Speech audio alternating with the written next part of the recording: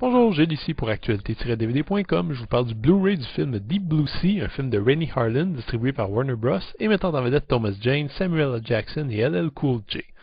Une tempête s'abat sur un laboratoire marin dont les scientifiques ont créé une variété de requins hyper évolués. Lorsque les structures s'effondrent, les créatures s'échappent de leur enclos et prennent en chasse les humains coincés sous l'eau.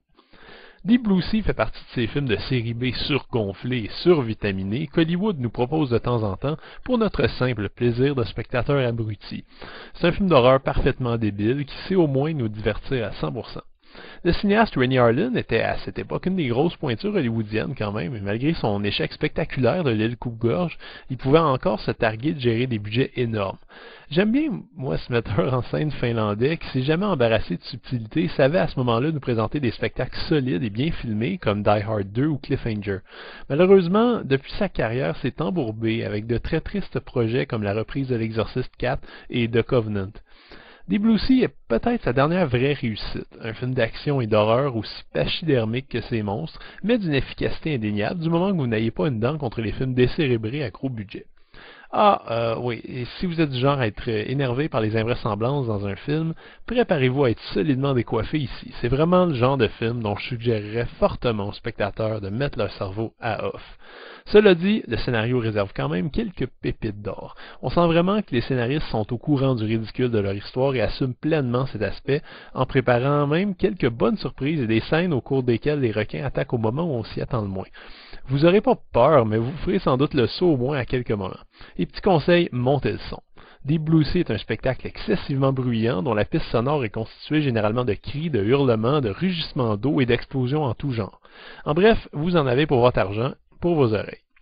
Les personnages sont réduits au minimum, évidemment, mais le casting est excellent. Thomas Jane, qui n'était pas encore une vedette à ce moment-là, donne une prestation très valable, tout comme la belle Saffron Burrows, en scientifique ambitieuse, un peu plus humaine que d'habitude, et LL Cool J, qui s'en donne à cœur joie dans le rôle du second rôle noir, qui comprend très vite qu'il est effectivement le second rôle noir de l'histoire et qui craint donc pour sa vie, logiquement.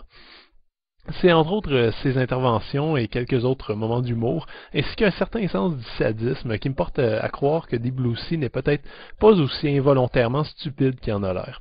Stupide, ça c'est évident, mais à mon avis, le film a été en grande partie conçu comme tel et est en plus soutenu par des effets spéciaux qui sont souvent impressionnants, même si quelquefois, lors d'attaques de requins numériques, l'âge du film est assez flagrant. En somme, Deep Blue Sea est un film de monstres primaires et idiots, un ramassis de scènes spectaculaires et bruyantes qui devrait rassasier les amateurs de blockbusters américains épais. Comme moi. Évidemment, c'est les blockbusters qui sont épais, pas les amateurs. Le Blu-ray est présenté en 2x40 anamorphique et les pistes sonores sont disponibles en anglais, français, espagnol et allemand 5.1. Si vous êtes polyglotte, vous allez vous gâter avec les sous-titres qui sont disponibles ici en anglais, français, allemand, castillan, hollandais, coréen, espagnol, bulgare, croate, danois, finlandais, hébreu, norvégien, portugais, roumain et suédois. Les bonus sont les mêmes que pour l'édition DVD parue il y a plusieurs années. Il y a donc une piste de commentaires de Rennie Harlin et Samuel L. Jackson en premier lieu. Si le cinéaste finlandais est assez froid et calculé, Samuel L. Jackson, qui a été enregistré séparément, hélas, est très amusant à écouter. Le reportage When Sharks Attack est un documentaire plus approfondi qu'à l'habitude sur le tournage du film. Vaut amplement le visionnement, ne serait-ce que pour voir la tête de Thomas Jane, visiblement terrorisé, qui s'apprête à nager avec de véritables requins.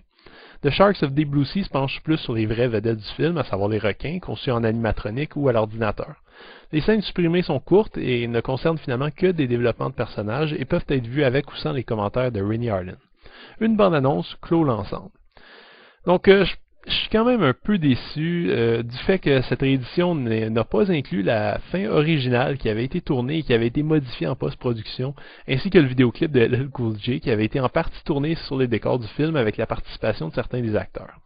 La prochaine fois sera la bonne, j'espère. Deep Blue Sea parle de requins géants mutants qui mangent des humains. Si vous préférez les drames sociaux iraniens, libre à vous de passer votre chemin.